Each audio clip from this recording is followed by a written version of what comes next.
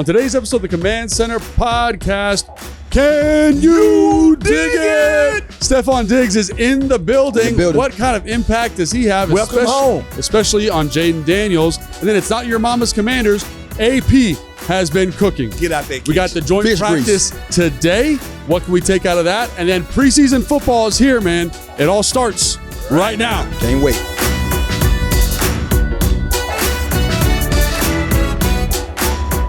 Welcome into the Command Center podcast. I'm Logan Paulson here with Fred Smoot and Santana Moss. And as always, we're in the Big Bear AI Command Center studio training camp tent, which is very nice. Nice AC, as we all learned last episode, blowing right on Fred. Makes it tough to do those reads. Hey, guess what? I want to let the fans know. My reads had a technical difficulty last week because the fan was blowing my paper in my face. So Logan had to reread my reads. I am LeVar Burton. You just told me as we were walking down here. He just said it, that you let LeVar. You just said I let him down. You let him down. LeVar and the black fans across the world who are cheering on the Commanders down. I did. And now you want to come up here and put this disclaimer out. It was artificial win circumstances. All right? Well, you see my paper blue. You need it because you sweat all day, so we ain't want you on here. That's what I'm saying. It's a give and a take that time. Like, to stay dry, I needed the arrow. So what's your plan for the reads today, Fred? Are you going I'm going to stabilize the paper. Stabilize the paper? As I say that, the paper blow. All right? I'm going to stabilize the paper, and I'm going to use this technique that I learned from Mississippi State. Isn't it funny that the one that do all the smack talking be the one that got excuses? What'd you call it? You said he goes from sugar to what? Sugar to, you know what? It ain't sweet. Sugar to faster than anybody you know, man. Because he won the GOAT. And then you came out off the mountaintop. But you know why? Because he hate on us. Dude. You know, when you hate so much, it's nothing but bad things come back to you. And it's so funny. You can't hate and expect good. Because we were literally just talking to somebody. They came in this tent today and they were like, oh, Tanner, are you going to be traveling? Like, oh, not as much this year. And Fred was like, he's hanging out with me. I almost forgot I wasn't traveling. And then Fred like, no, he ain't traveling. He's going to be right here with me. Because you know what? I used to see all the time y'all was on the road. Y'all be like, we had to leave Fred at home. Like, no, we leaving all y'all at home with me. All right, well, we'll talk more about Fred's reads in a second. But we got some big news, boys. Like, it's kind of fun to have this kind of news in training. I feel like since I've been covering the team, we've never had something quite like this. Mm-hmm. Stefon Diggs is signing. Can you dig it? It's brought to you by the U.S. Army. Be tested, but not just on paper. Be strong and more than muscle. Be courageous and supported by a mighty team. Be all you can be. Visit gourmet.com to learn more. So, I guess, because I haven't talked to you guys really. Yeah. So, your first impressions on Stefon Diggs as a Washington Commander, because you are a resident wide receiver. Why don't we start with you? I thought it was AI. I was like, AI done got us. They done put on this thing on IG because I didn't hear it nowhere else but IG. And you didn't get the text. And so, you know how that thing goes. You got to be like, we heard some rumblings, but I'm not sure if he signed. And then that's when I started getting the pop-ups and the whole news alert and all that stuff started popping up. I'm like, oh, it's not AI. But it was, I was ecstatic to say the least, man. I feel when you can get a opportunity to grab a guy that has what he has in his game and still in his bag, and to add to what we already have, the weapons that we have on this team, you're only getting better. And the first thing I was on the line with somebody and I was getting ready to do a phone call with a radio station, and I was hearing fans talk about the not so sexy stuff that you want to hear about your new pickup, your new acquisition. And I'm like, guess what? I'm like, I had to take a page out of Fred's book. Sometimes you need that on your team. Yeah. You need a little edge. I can't have choir boys you need a guy that's gonna tread on the other side of the line a little bit every now and then. And I'm all for that because I play with those guys. I sit in a room with those guys. Yeah. And at the end of the day, when you have one common goal, that's all we worry about. As long as you got that same goal that I have, that's what I want to expect out of him. So I can't wait. And it's interesting you say that thing about the edge. Because I talked to some people up in New England who played with him, like players, not necessarily coaches or anything like that. They said he's a fantastic teammate. Yeah, he's always been a good teammate. Got a ton of life experience, really supportive of guys, like good mentor, like good life advice. Like some of the advice that this guy shared with me, that he shared with him, I was like, Stefon Diggs said that? Yeah. Because that's like big time stuff. So I'm not quite as worried about that. You know what I'm saying? Like after talking with those people, but when I speak from edge, didn't mean to cut you off. No, you're all I think you cut me off last should time. cut him You ain't off. say you ain't apologize. You should. So I cut you off. But I'm gonna be a bigger person than always apologize. You should be. No, But, I'm sorry, buddy. Jeez, man. No, but when I say edge, don't put my edginess and talking about anything off the field. I'm talking about the fire he brings On the after field. catches. Yeah. The yap he's gonna talk to you when you think you finna talk smack. That's the edginess I'm talking about. That off the field stuff, it comes with the best of us. You know what I mean? So at the end of the day, I'm talking about just what I see displayed on the field. I like the fire. I like what he brings. I like the little yapping he may give you going back, because we don't have that receiver on this team. We haven't You had don't have that years. dog. You know what I mean? Now Terry will get edgy. Terry get edgy. Terry got a way of doing it silently, and it's effective. This guy he gonna do it loud. He gonna say it in your ear, and then he also gonna walk it. I had to get the fly off your hat. I know what flies attracted to, and it's boo-boo. Check this out. This is what I know about Stefon Diggs. The one thing about the state of Maryland, their motto is football and crab cakes. Jay is a Maryland guy. Right? Their motto is football and crab cakes, but they have no Hall of Famers. So football, take it out of there. Just crab cakes. Right? And the closest Hall of Famer y'all got right now is Stefon Diggs. He's the most eligible player to be a Hall of Famer from the state of Maryland. I think if this kid can put 2 more years together, at least 800 yards a plus, he gets in the Hall of Fame. He gets in the Hall of Fame. I think he's on it. I think he's knocking at the door right now. If you had to ask me, I mean, with his career, what he's going to year 12, already have 1,100 some yards, 75 plus touchdowns. Yeah. I'm Hall of Fame number if you ask me. And but we seen numbers like that. I mean, we seen guys not get in there, but he will be or would be the first Hall of Famer ever from the state of Maryland, and that's hard to say. That's hard. It's hard to believe because the football there, the high school football there is excellent. It's great. Yeah, the high school is great, but nobody has eclipsed the pinnacle of having a great college career plus a great pro career to make them a Hall of Famer. You got your Sean Merrimans, you got a lot of dudes, but something happened in their career that sidetracked them. Yeah, no, 100%. So I agree with Tana. Like I was thinking about kind of Pierre Garçon, like how that emotion, that passion that he brought to the field and how that did a lot, not only for him, kind of his competitive state, but it did a lot for us as an offense, because it had that edge to him and that competitiveness. So I think the thing I want to ask you guys next real quick about him is so what is his role? Because when I cut the film on, I see a guy who's maybe not a true X anymore, kind of bumped into the slot, a little more Z work, kind of off the ball motion guy. Logan, he can do whatever you need. Yeah, he's a chain mover. I think, you don't have to really put him in a box and say, we need this from him.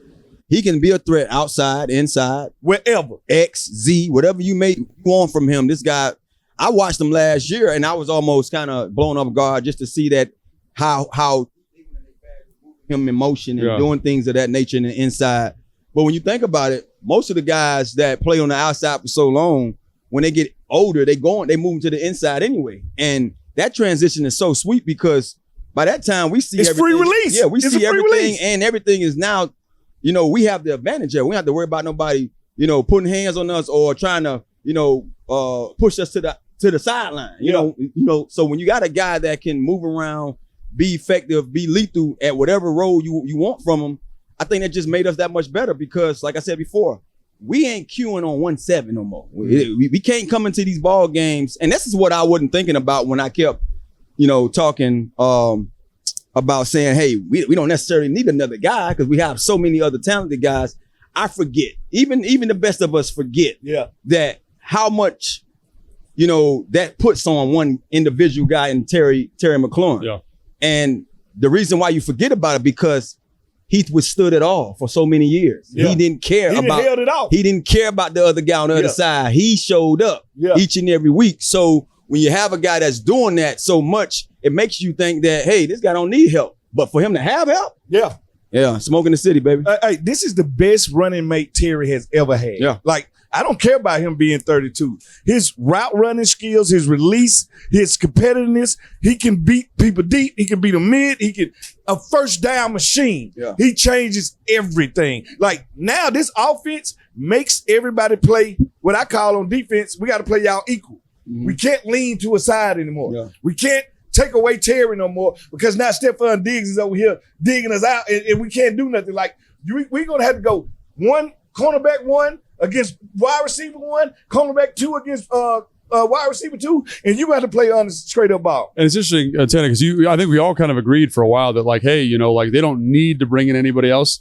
They didn't need to do anything, right? No. But I think when you look at like you want good football players on the team and like what this does for the receiver room, like you're talking about, Fred, like it just gives you more flexibility. And the other one that I kept thinking about, after the signing came through was that now you have somebody who's comfortable with that role. Yeah. Because there's lots of guys who are talented. Yeah. And you've talked about guys that you played with who were very, very talented, but they weren't comfortable on game day. They weren't comfortable being the feature. Yeah. And there is a lot of responsibility for an offense when you're getting 5 to 15 touches a game. Like you have to be on it. And that's a lot of pressure. And so when I watched him, I remember thinking, man, like he seems like he's totally ready for any of those moments. And so it's great. Like everyone talks about, what does this do for Antonio Williams? I think it's great for Antonio Williams because it lets him develop, lets him learn from a guy who can do it at a high level. No pressure on Antonio Williams, but it also is a guy he can learn his skill set. Yeah. Like, that's what I benefited from. When I got here, having Dale Green, Champ Bailey, Deion Sanders, I had templates to say, you know what, I'm going to take a little piece of him. I'm going to take a little piece of him. I'm going to take a little piece of him. And Antonio Williams gets to do that right now. And without the pressure of, man, I got to deliver on Sunday. Yeah. Right? And I think that's going to let him play because now, guess who Antonio Williams going against? Cornerback 3. Yeah. He ain't going against cornerback 2. Yeah. And like Fred was saying, like now having like a true option opposite Terry, like what that does. So like since 2019, Terry's first year, that's when he got in the league. Yeah. Diggs has 8,011 yards. Yeah. That's a lot, right? Washington's receiver 2, quote unquote. Guess how many yards I have? Tell me. It's 3,554. Good Lord. In the words of Steve Spurrier, not very good. Not very good, right? And so the entire receiver room, minus Terry, over that same time period, has about 9,000 yards receiving. Yeah. So you're bringing a guy, one person in, who's had that level of production in that same time frame. Yeah. And I have watched him boost 3, because I don't want to put Kirk in there. Well, 2 guys for sure. No, I'd have watched him boost 2 Pro Bowl quarterbacks. Yeah, well, I mean, for sure Drake May last year, and then Josh Allen would be Josh Allen. Yep. Yeah. And we're talking about deep playoff runs. Yeah. Like all of these teams got one thing in common. Deep playoff runs. Yeah. Now, one went to the Super Bowl. Mm-hmm. The difference is when you got a guy like this, he takes everything off of the wide receivers. Yeah. And I think people hear us say that and they take it for granted. Mm-hmm. No. We pay attention to your number one. Our first job is to take the number one receiver away. And then we go down the line on who we need to take away later. Yeah, and Tana, like something I want to ask you, excuse me, because you went from an outside player, Drew X, to a Z, and then you played a little bit F. Can you talk about that transition for him? And like, again, because it's not like everyone thinks, oh, it's going to be super easy, but like the route tree is different for an X than it is for an F for sure. Yeah. Can you talk about what it is like to learn that new role maybe? Well, it varies for everybody. For myself, it was like I was almost shocked when it happened to me because I've been waiting for that role. I came out of college playing that role. Like in college, I would be the Z receiver. Yeah. And on third down, I moved to the slot. Yeah. So I'm like, this is where I didn't know that. This is where I ate at in college. Yeah. I get into the league. They tell me before I got into the league, my size don't even fit to be outside. But then I come outside, I come in here and play outside for the first 10 years. Yeah. So I'm like, well, I exceeded what they expected out of me. But not only I exceeded it, they're not even giving me a chance to be lethal as I can be. So to have a guy like Shanahan come in here with that offense, it was a blessing to me because now I get a chance to go out there and really eat in the slot. And not only did I get a chance to play the slot, Shanahan made it better. Say, you know what, Tanner? We're going to take it away from you. You don't have to worry about the outside roles. Just play the slot. Yeah. So I was in heaven. I was in heaven as a receiver. Folks, I remember folks back at home like, damn, bro, we heard you in the inside now. I say, look, I played this game for a long time. I just went for 1,000 yards after knee surgery in 2010, and I was barely running. Like I had no run to catch in me. I was heavy as all outdoors because I didn't work out that off season. And I saw that I had 93 catches, first time ever in my career. And I'm like, bro, to be honest with you, I care less about being outside because the ball came to me more in the inside. Yeah. So if now they want to take the outside away, that's saving my legs. That's giving me more, to be able to more tread on my tires, saving some of that tread so I can play longer.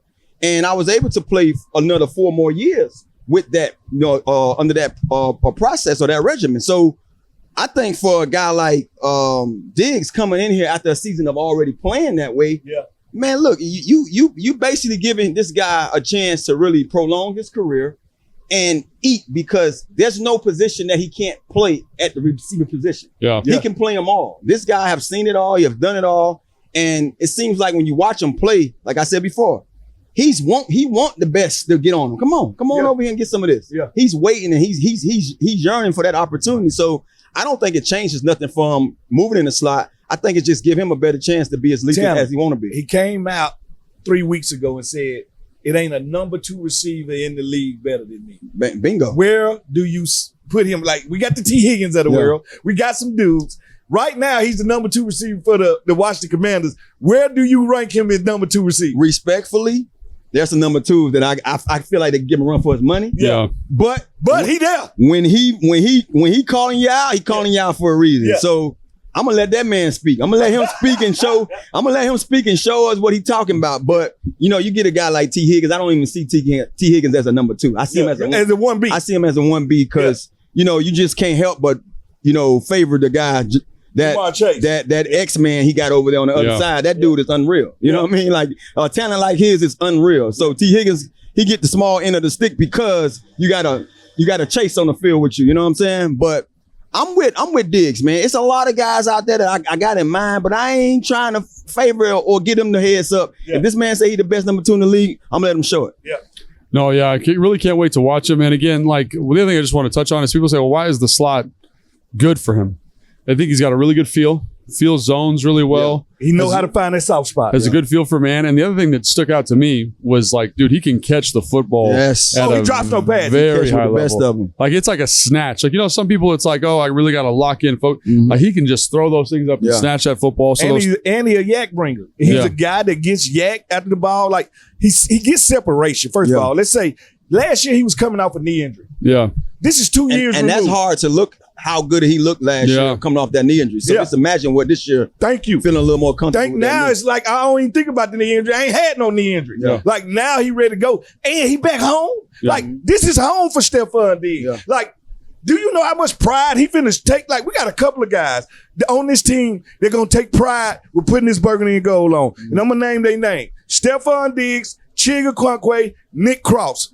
These dudes went to Maryland. These dudes represent this area. DMV dudes, through and through. When they walk out on that field for the first time, I would not be shocked if it's tears coming down their eye. They will be ready to go. No doubt. That's just like Santana walking out and he a Dolphin. Yeah. Like, it's like, I would have cried for just being the Dolphin, though. I would have cried for just being the Dolphin, though. I understand. So obviously we're really excited about him coming in here. The one thing I just want to throw out, because Jason did a great job finding this. So Josh Allen, stud, obviously. Yeah. 2019. This is before Stefon Diggs got there. 3,089 yards, 20 touchdowns. Josh Allen after 4,500 yards, 37 touchdowns, and goes to the Pro Bowl. And I think that's kind of what we're talking about here. Like, because even when I watched Drake May last year, just like there was times, especially late in the year after they built this relationship, where he'd be like, I'm just going to. It's the red zone. It's a third down. I'm not even looking at anything else. I trust him to not only find the soft spot, but win versus his coverage. And that's an experience that I think is really hard to overvalue here. And that's what people ask. They ask, what are you getting from Diggs? That's what you're getting. You're getting a trustworthy target that when in doubt, I'm going to him. Yeah. The chance for them getting moved, I'm going to him. And I like, that's why B. Mitch brought that up about, Zach Ertz last year, because that's what, Zach, he was able to do so many times for us in the red zone, in between tough situations, critical downs. You didn't have to think about it. Both quarterbacks was able to say, man, I got the best tight end in the game out here with the best hands. I'm going to him. So I look at Diggs as that kind of receiver. Yeah, and just to support that point. So he had 85 catches last year for the Pats. Yeah. 51 of them were for first downs. 85 catches. Unbelievable. That's over 65%. Yeah, that's more than half. I mean, that's tough math for me. Yeah, like 65% of his catches went for first down. Yeah. So again, that speaks to your point, Tana. That speaks to B. Mitch's point, and that shows up on tape. Like when you watch him, you're like, he's just got that it. Like there's certain times you watch a guy and you're like he reminds me a little bit of Zach, where it's like he's not the fastest guy anymore, but he's just got like one of my favorite plays. Nuance. He's running like an out and up, right? Yeah. And it's cover 3, so the cover 3 corner is deep as hell.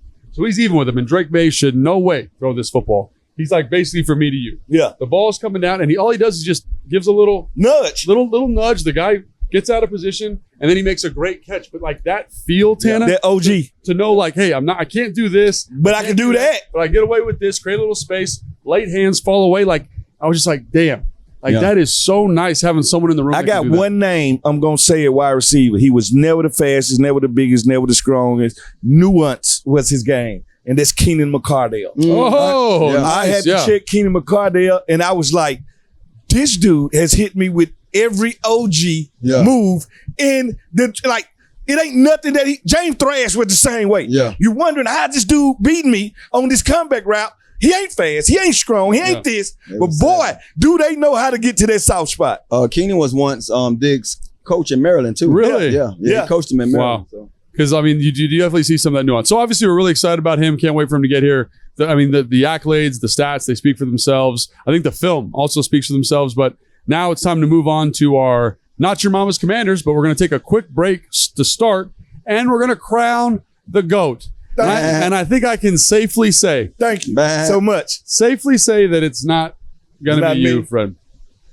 It's because of the win. We Can you give me that? At least we know it. We knew it. Can you give me that? At least we knew it when Let's Fred. go, boys. Is it Logan? Let's go, boys. Logan got it twice. Oh, my Lord. Well, he didn't get it twice. You had it last time. So I've been saying, what are we doing that Logan is winning? Job, man. The LeVar Burton Award. So I had to come back in and do your reads. That's dedication. And the fans appreciated that. Thank you, fans. No, they appreciate them cutting me out and then popping you in there. I don't know if you saw it, but the way Jason cut it, hysterical. No. Jay is a hater. All right? Let's be honest with it. When it come to me, straight hater. Straight hater? Yeah. All right, so let's get to this break. You got a 10? Let's get it, baby. I got AAA. Hell Nation, take your fandom up a notch. Check out the AAA Commanders MVP membership today. You'll get all the reliable AAA benefits like 24/7 roadside assistance, plus exciting Hell Nation extras like opportunities to win game tickets, attend exclusive events, and 15% off online pro shop. Already a AAA member? No problem. You can upgrade for free. Head to AAA.com/Commanders to upgrade or join today and become a AAA Commanders MVP. So he stole my charisma. So I had to he stole my charisma. I had to do that read the other day, Tana. Like when I came in to make up Fred's read. That's a tough read. That's a tough one. It's got like some numbers. Goes like this. No, it go up and down. Some percentages. So, and you just nailed that. And obviously, Fred. That's the read I fumbled last week. Yeah, right? you did. You see what happened? We were here for that. We saw it. It was brutal. It was tough. like ultimately, we're friends, and like I want to apologize to our sponsor, AAA. No, but it was one of those things where I was like, damn. Yeah. And then it kept getting worse, and I was like, damn. Avalanche. He couldn't unshovel himself. All right, Commanders fans, here's your game plan for fall. Take the country roads to West Virginia, where scenic drives, mountain towns, and hills glowing with brilliant fall color are all just a short drive away. It's the perfect excuse to get out of town, slow things down, and make a few unforgettable memories. Plan your escape at westvirginiatourism.com. Your Cali accent will not let you deliver that the way it should be delivered. Your Caliness, your easiness, you just don't have what Tanner has on that read. I'll tell you this, there's something about Tanner's confidence to just kind of get into like a different, like I feel like he puts on. He blacks out. He becomes Denzel Washington. And I've tried. I just get nervous. I'm like, don't mess it up. And I think that's the thing that no, keeps you got to get into this. I'm a rum runner. Like you got to get into this. Let me hear it. You got a sample for me? Well, it's this. Well, I'm from the South, so I fit into the West Virginia. But there's something about the tone and the cadence. Yes, and the smoothness of it. Like you just more. I say your Caliness. It does come through. It comes. The surfer boy comes out, and it does nothing for West Virginia. I'm just saying. I just want to let you know that. All right, now let's get on to Not Your Mama's Commanders. Adam Peters has been cooking. So this is an interesting thing that Jason did, and I appreciate it because this is good producing, okay? So Common Commanders starting lineup prediction. So basically, there's 22 starters. Yeah. Offense, defense, right? So 11 of those 22 players are going to be new this year in the starting lineup. So last year, think about it. Not a great year. We're struggling a little bit, blah, blah, blah, all these things. We could have just been like, hey, man, let's just run it back.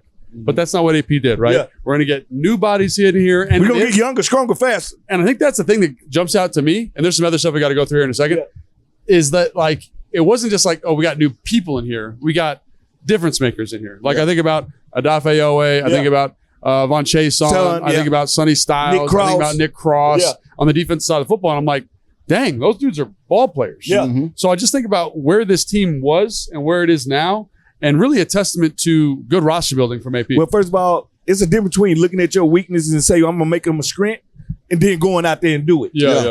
We pass rush just wasn't there. We went out there and paid the $100 million man Adafe Owe. Then we got K-Son on the other side of him. Then we brought in like other guys that Charles Amena, who like dudes. Like, it's one of these things where I think AP said, you know what?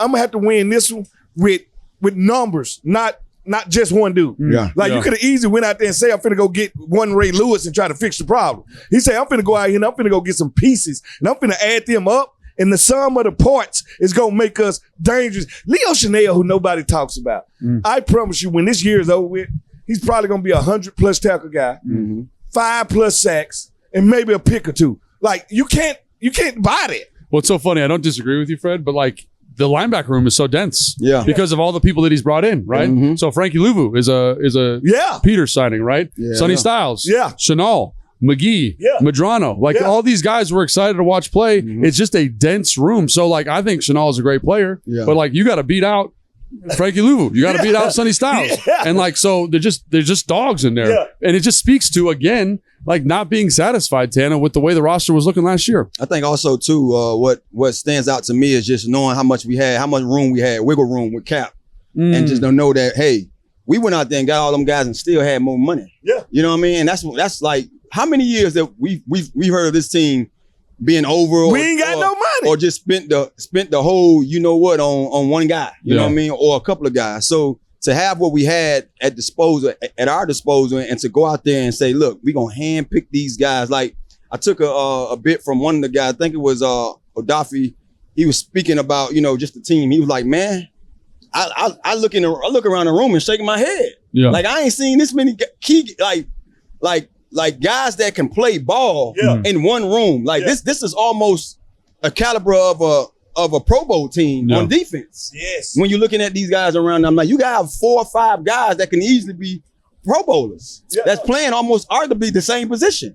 So I just feel like when you have that kind of a wiggle room, and you go out there and get the guys we got, and still able to make moves like we're making right now, man. Hats off to AP, man. Let's talk about the guys we ain't talking about. The Jean Baptiste of the world. The Dietrich Wises of the world. Like the Joshua Josephs. The Dorrance Armstrong. Like, we're not bringing these guys up. But the crazy thing is all those guys are AP guys. You know what I'm saying? They're players. They're ball players, and I think that's the thing. And so we talked a lot about the defense, but I just kind of was going through it offensively, like Chigakonkwo, right? Colson Yankov, Ben Sinnott. John Bates was here before, but then you go down the offensive line, you say, well, quarterback, obviously, Jaden Daniels, right? Good job, AP. Laramie Tunsil, right? A1. Then Brandon Coleman is maybe going to be the starting left guard. Allegretti, that's him, right? Like Cosby, they extended him, right? Like Connerly's a draft pick. Like this team, this roster's changed, and I feel very confident about not only the players they bought in, but the construction, the scaffolding for this year, but also moving forward for future success. But it also makes me feel a little, what they call these days, ick. I feel a little ick because we're going to cut some good players. Like why'd you say it like that? Because my kids say it like ick, daddy. That gives me the ick. Yeah, it gives me the ick. So that's a tough deal, man. When someone says that gives me the ick, you're like, damn. I like. Is that do I discuss you? Just give me the icks.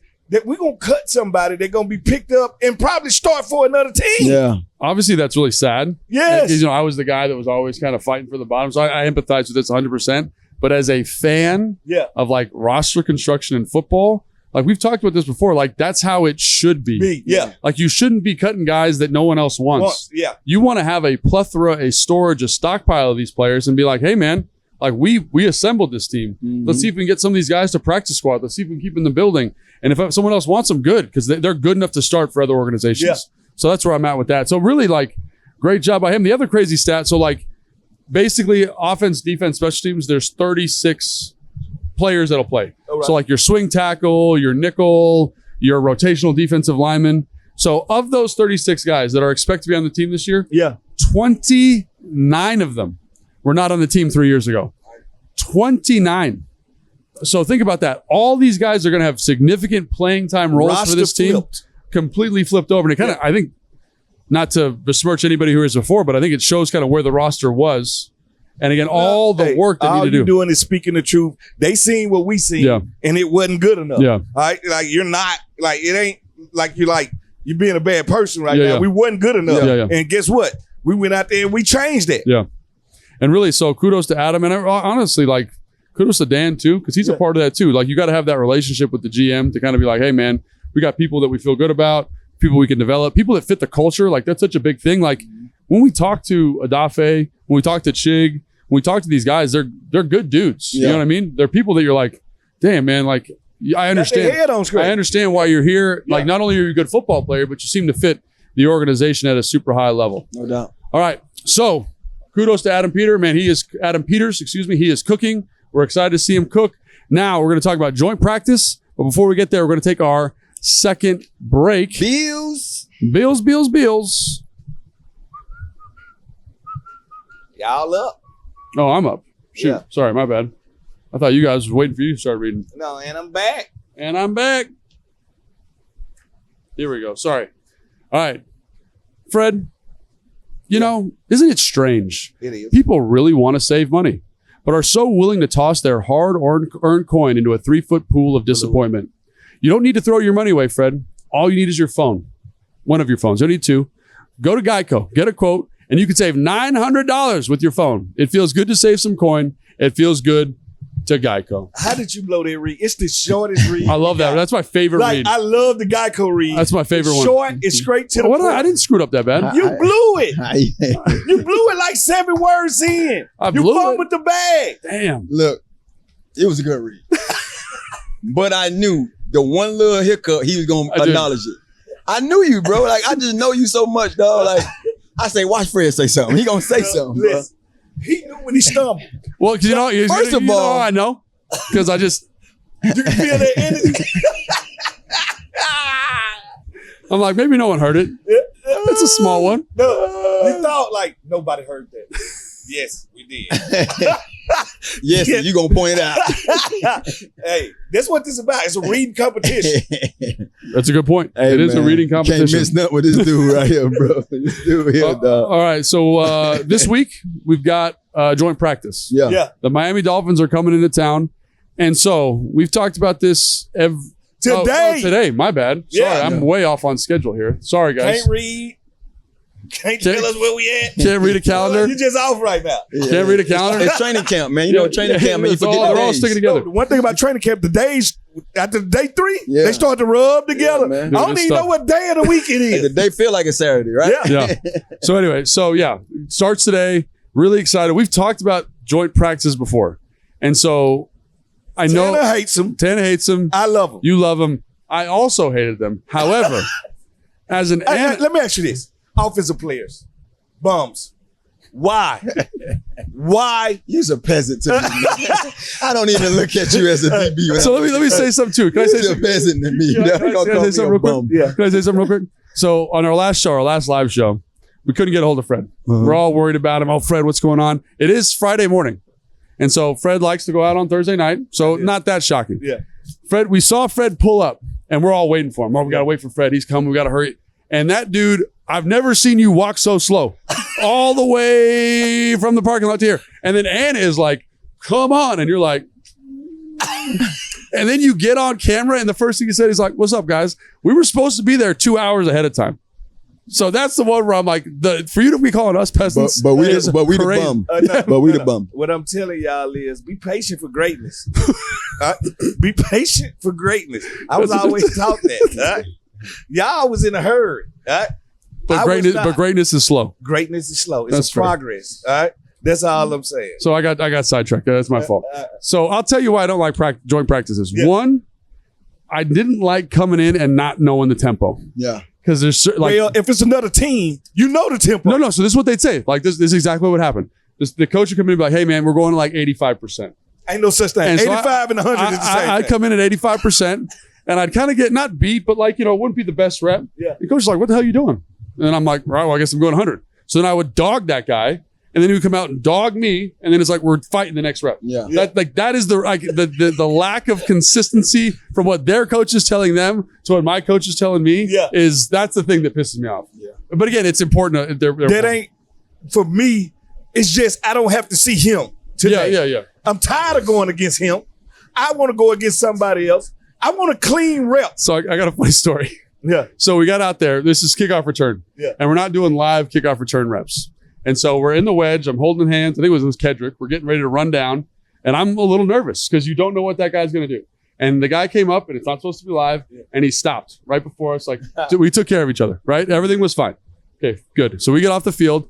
Our special teams gets up, and we had a guy who was trying to make the team and went down there, and I'm not kidding, ran through, blew up the wedge, yeah. like flat backed it. And I was like, that's what I get worried about. Yeah. Because you're seeing other people that you don't know. Yeah. And I'm dealing with the scumbags. Yeah. I'm a scumbag too. I'm trying to make the team. I'm trying to make you look bad.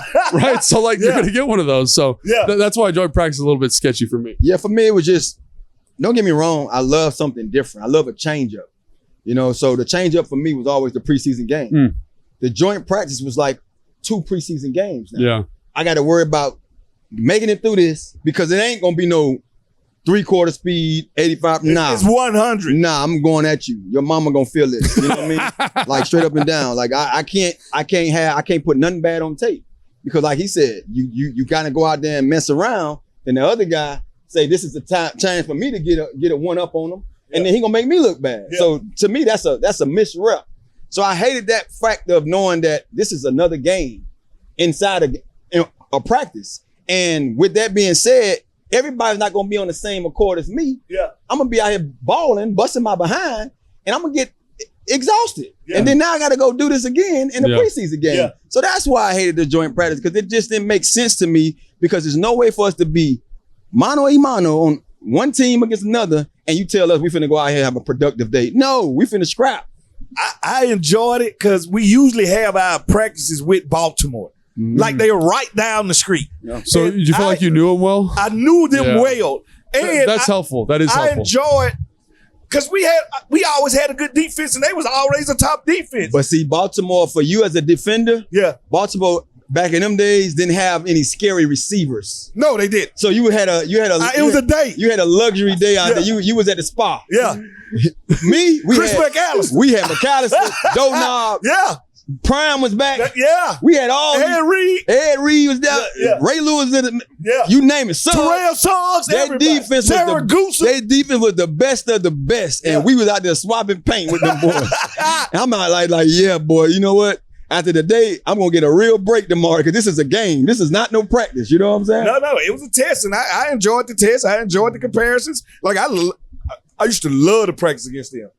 So, yeah, I mean, like, obviously, I think that's a really good description. Like, Fred, because you're DB, it doesn't, like, the physicality is not as important. But when you're getting after it, in the trenches, it becomes the tempo, the cadence, knowing the guys a little bit more important. So what do we get from going against the Dolphins? So I was just about to say this. As an analyst and someone on this side of the fence now, they're extremely valuable. Yeah. Because what it does is it says, hey, man, like, how does our personnel stack up? Now, obviously, the Dolphins, they're in a total rebuild. But if we don't look better than the Dolphins, that's a problem. That's a problem. The other thing is, like, it helps us kind of say we can show more in practice. So as Durante Jones, I can run this blitz that I'm worried about people seeing. But I'm not running in the preseason. In the joint practice, we can heat them up. Oh, it didn't quite hit because they did this with the back. Okay, now I can put that in my notebook and get that corrected. Or if I'm David Blau, I can say, hey, they played their cover 4 match, whatever, like this to this formation. I wasn't expecting that. I can put this in the bag to help Jane Daniels out. So it helps you troubleshoot everything. Like offensively, roster, it's a fantastic tool. But as a player, obviously, it can be a little bit difficult, Tanner. No doubt. Nah, I think too, and to what you just mentioned, it does give you a chance to really test out some of the things that you all week long we haven't really done. You know what I mean? And I always find it odd that you're hiding things, but don't you know they have spies? You know what I mean? Like the other teams have guys that just sitting around checking off, oh, this player is this. You know what I mean? So, yeah, you might want to use a player or two that you haven't used, but they can pass that play along to someone else. I think the best teams don't care that you know what I'm running. Well, and also, it's line up and stop me. I will say it's harder to disseminate or distribute that information. So, like when it's a game, like we have film. I can go watch any game I want. Yeah, it's on the hard drive. With a joint practice, they have it, and so that coach is like, do we want to share what we're doing offensively with somebody else because they want to look at the Washington Commanders defense? Right? Like it just makes it more, it adds a step, it adds some insulation. And the best teams I ever played against, they didn't care. Like Tampa Bay, we running cover 2.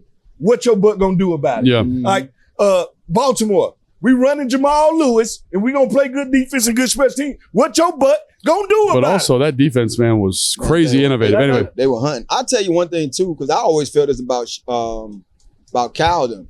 I feel like we ran everything.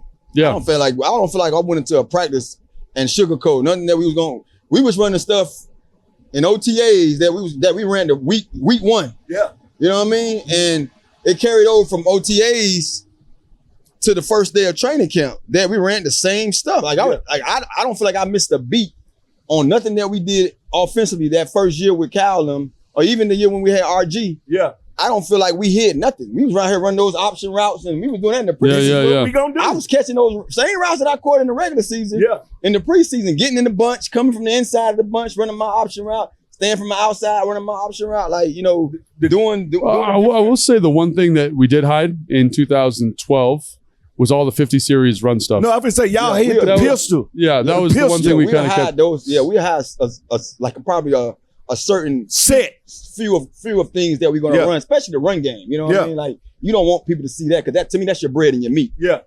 So the other question is like, you know, what can you learn? And the first thing, because again, Miami, we don't think is going to be very good. But the one thing I was thinking about is like Jeff Hafley was the coordinator, defensive coordinator. He's the head coach now. I would assume he's bringing that defense. Yeah. I don't know if you guys remember the game last year, the second game of the year against Green Bay. Like they heated us up. After us. They heated us up. They had some interesting presser packages. Like, so if I'm Dan Quinn, if I'm Adam Peters, if I'm David Blau, I want to know that we've ruled out our protections to handle these more complicated pressure packages. And that's an easy way to do it in practice. Well, the greatest thing about it is you practice against Devontae Jones. Right? So you're seeing very similar blitz packages. You're seeing very similar, we finna overload the left, but we actually coming from the right. You're going to see misdirection. The one thing I love about this defense is it's a where is Waldo defense. And when it's where is Waldo, I can't find the mic all the time, so I'm going to have to find the overload. If you find the overload and you check to the overload and you slide protection, you just open up everything for us to come from the other side. We're going to mentally force your quarterback to be what we seen Carson Beck do a week ago. Yeah. Be good at the line of scrimmage.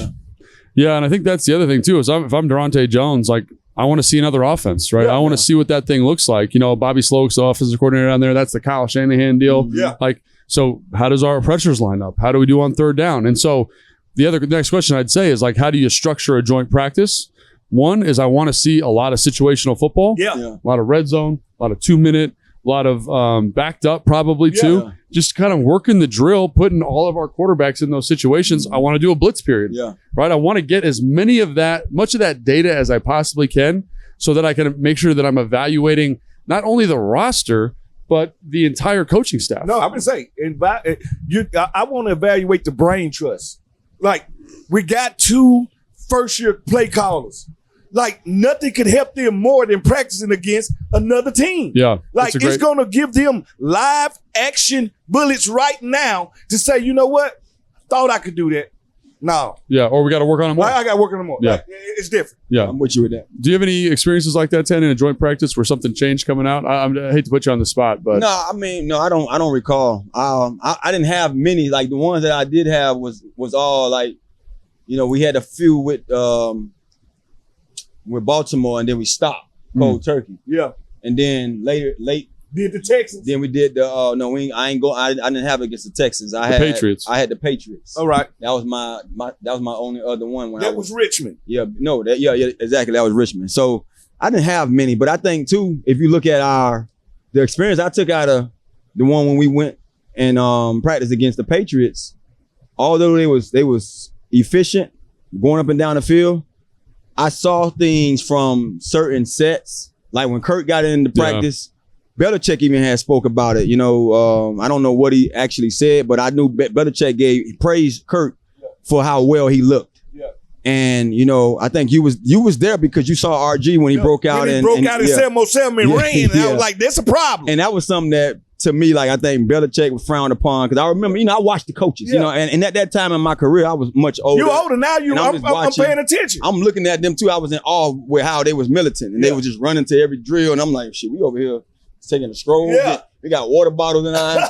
But I say this in the joint practice. They might have got a little edge on us. Yeah. But when we went to that preseason game, we dominated. Yeah. We flew around. So I could say that the switch did cut on for us after knowing that these guys handed it to us in practice a little bit. You know what I mean? Mm-hmm. So that was a pleasant sight to see, to know that, you know what, these guys didn't feel too well about what we gonna fight back in practice. So let's go out here and win this preseason game.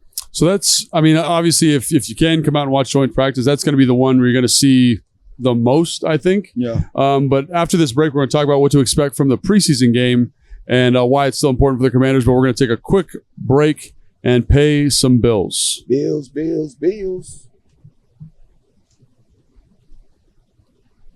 They say your work defines who you are. Monday through Friday, 9 to 5. You're clocking in. But what happens on a weekend? What happens to your time? You could take it easy, or you could use the time to get better. In the U.S. Army, we think differently. Your time should be used to improve skills you do have, to learn some you don't, to push yourself in new ways. Because in those days that truly define who you are, that's how you make progress. That's how you make an impact on the world around you. It's your time. How you spend it is up to you. It's your time. The U.S. Army Reserve. It's something about that Army read. Once you get that momentum going on that read, you take pride in it. You feel like an American. You start feeling like you want to put that hand up a little like, bit. You know what I mean? You feel like I'm part of it. It does build in a very nice way. It has a tempo to it. Yeah, it does. All right, you got this checkpoint here? Yeah, I do. You want a clipboard or something before we start? Nothing. Okay. Stay away from Just me. thought I'd ask. Right? Today's episode is brought to you in part by Checkpoint, helping organizations like the Washington Commanders secure their AI transformation. As AI becomes a larger part of every business, it introduces new, faster-moving cyber threats. Without the right security, your data and your customers could be more exposed than you think. Checkpoint uses AI to stop AI, the villain, preventing threats before they become breaches. All right? Because whether it's football or cybersecurity, winning comes down to pairing the right strategy with flawless execution. Don't you do that, Jay. Flawless execution. Checkpoint. We secure your AI transformation. You almost had one word. You know how that dog on commercial, that old man? You almost. You almost. I'm gonna tell y'all what's so bad about you. No, dude, I wasn't even laughing at you. It was Jason's face. Jay got these expressions over there. Then, when I look to the right, both of y'all looking like this. I'm reading, though. I'm reading with you. I was looking over here because you've said it makes you nervous. It reminds me of you. Do you remember that movie Mystery Men? Yeah. Okay, so in Mystery Men, there's a guy called Invisible Boy. Yeah. But he can only be invisible when you're not looking at him. Yeah. And that's what I feel like you are. I feel like I can't look at you because then you can't read. You know what I'm saying? If you don't look, I'm good. Yes, that's right. Yeah. So I'm always trying to look away. No, he's that class that when the teacher call you up there to read, he back there like he grinning and can't giggling. wait. Well, first off, you go back and check the tape, man. I don't need nobody. I don't need nothing. That's what I told him. Get away from me.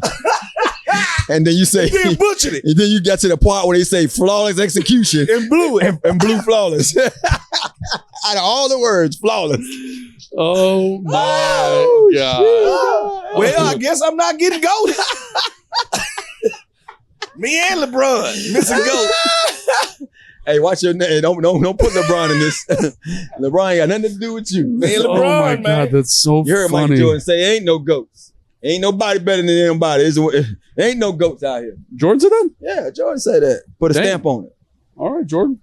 Respect. Jordan said ain't no goats. Because Jordan know what time it is, man. His cat's got 12 rings. You know I'm talking about Michael Jordan. He the best because he got 6. The fact that LeBron got every record under the moon. And not even that. It's just you got a guy, everybody played something different. In their years. You can arguably say that When Jordan was winning championships, scoring titles, Pippen was locking people down and getting rebounds and doing stuff of that nature. LeBron doing everything for his team. He's winning in scoring. He's winning in rebounds. He's winning in defense. Yeah. So he does more, if you really ask me. So that should lead to a GOAT. But no one gonna let LeBron be the GOAT with 4 rings. So at the end of the day, if he can't have it, then nobody should have it. And at the end of the day, I can say, this man could be goated for being a scoring champion and 6 rings. This man could be goated for playing 5 positions and almost being a Hall of Fame at all 5. Yeah.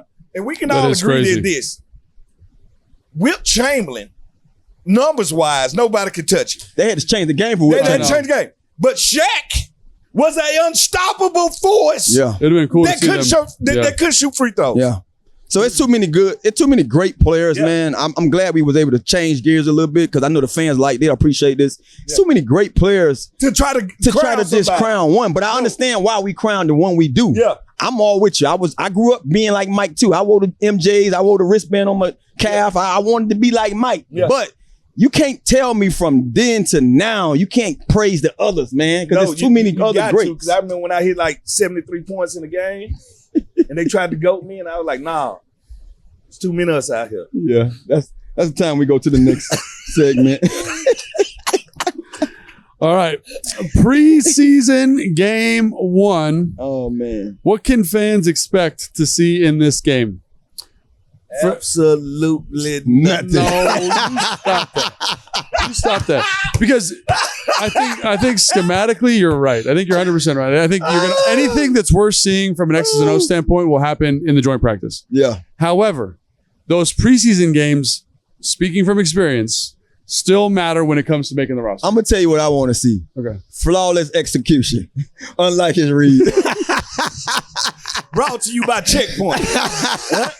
I want to see flawless execution. Yeah. After watching that preseason game on Thursday night last week, it was a good game. And saw my compadre Beck go out there and then lose it in the fashion he lost it to the guy King. Coach Hall of Fame game. I think you had a Georgia Tech Haynes King, and then you had a former Georgia guy, but still stayed in the ACC. If you think about this was strange when they said this. This almost bring me back to that GOAT thing we're talking about.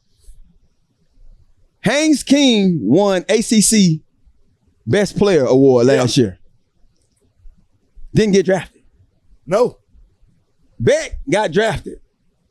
They play the same position. And they played a game where they played 8 overtimes. But I'm just saying, how do you win Most Valuable Player of the ACC as a quarterback and don't get drafted? And then you playing on the other side of the guy who got drafted, but all he did was went to the national title, which I understand. Like I said, I understand, but it's just odd, right? Have you watched Georgia Tech's offense? I mean, I have. And that's why he didn't get drafted, because Georgia Tech offense is so high school. And it's mostly him running the ball. Yeah. So I have. And then one of my homeboys, Lil Bub, nephew, played receiver for that team. Oh, really? I'm sure he was upset. Yeah. He was a guy in the slot. He got more opportunities, but he was a slot guy.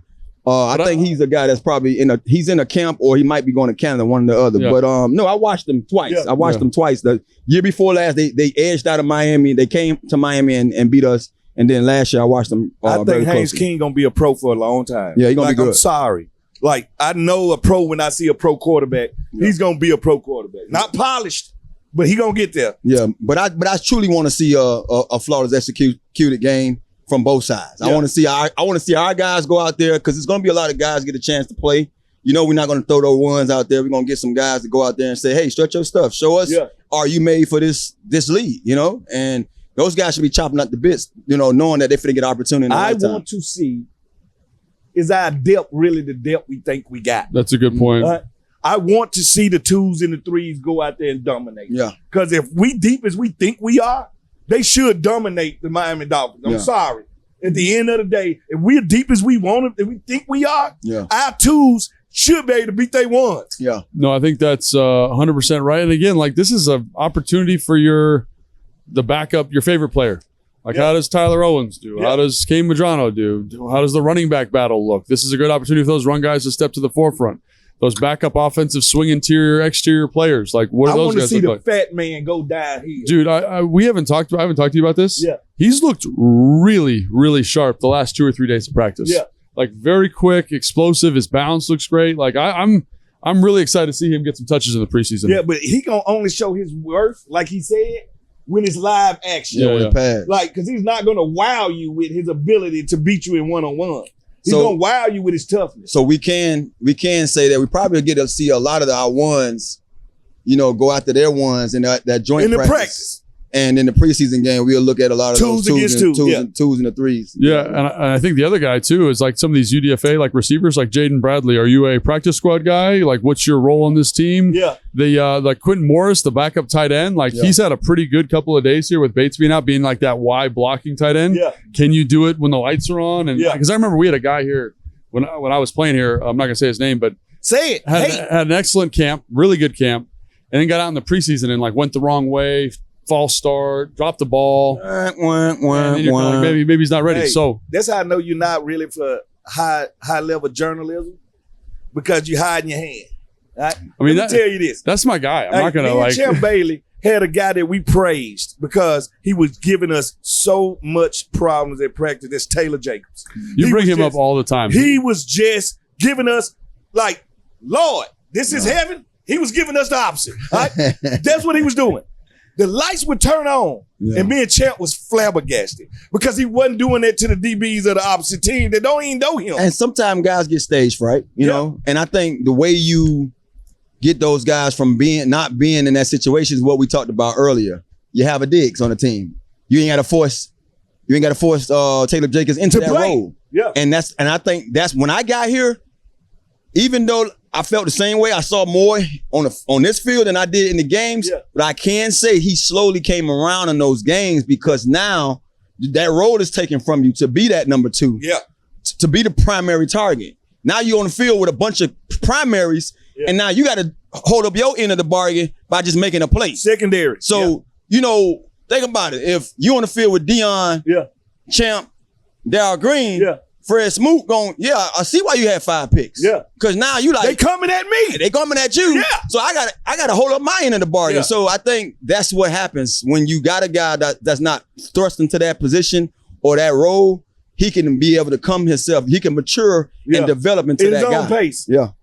So you said you want. This is a good question. Because I think obviously players are important, but you want to see flawless execution. Yeah. You want to see depth. I think those things are really important, especially in this game, because you're not going to get a lot of schematic stuff. So let's see how well those young guys know it. Let's see if we're more talented down the roster, because that supports what we've been talking about. Yep. When we watch it, we look like we're going to have to cut some good football players. Yeah. And this is a good data point for that. If there's, again, preseason, we don't know who's going to play, who's not going to play. Yeah. Is there one player, maybe one player each, you guys are kind of looking out for, keeping an eye on? I want to see what Williams does. I want to see how Williams, the receiver, looks I like that one. against other cornerbacks. Yeah. I want to see, is he a natural? Yeah. Like some players, we know it. They come in and nothing looks too hard for them. Yeah. They just fit in. I want to see, does he fit in or does he fit out? Yeah. I want to see that I want to see that running back room as a whole. Yeah. I don't know if who's going to take a break that come week 1 of preseason, because honestly, I feel like they all fighting for a job. So you can't hold one back and say the other one gonna play you, or you can play one now and say, okay, you start this week, the next one start next week. But I want to see the whole entire running back room, because I feel like it's overcrowded and they're gonna weed each other out. What about you, Lo? Yeah, so I got a bunch of guys. I mentioned the tight end, Quentin Moore. I want to see what he looks like in a live game situation. Fat Man obviously was one. The guy, so make a wish. Like if I had a perfect world, I want to see Sonny Styles. I just want to see that dude rip, but he's not going to play. Yeah, you want to see him run? Yeah, I want to because like when I watch him in practice, like every day I'm like, dude, Jesus, like what is going on? He said something the other day and it reminded me of London. I said, ooh, he got London attitude, dude, and he's physical. He said, I love to see a running back trying to block a linebacker. And I'm just gonna run through him.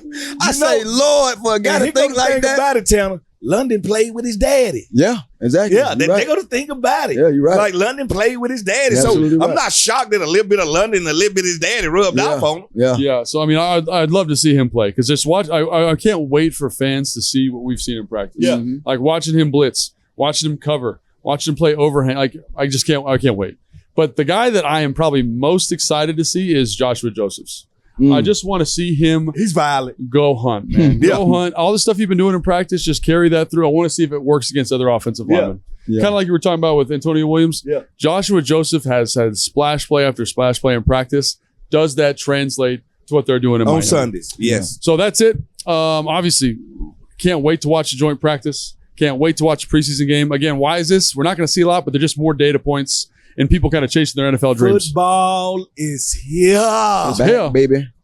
But in the meantime, please, I forgot to say this. Let us know who you're excited to see in the preseason game. Leave a comment, leave a name. We'd love to kind of hear from you guys on what you guys are looking at. But in the meantime, for today's show, that's it. Peace. The Command Center podcast was filmed at the Big Bear AI Command Center studio. Big Bear AI offers mission-ready AI for a rapidly evolving world, proudly protecting the Washington Commanders and its fans.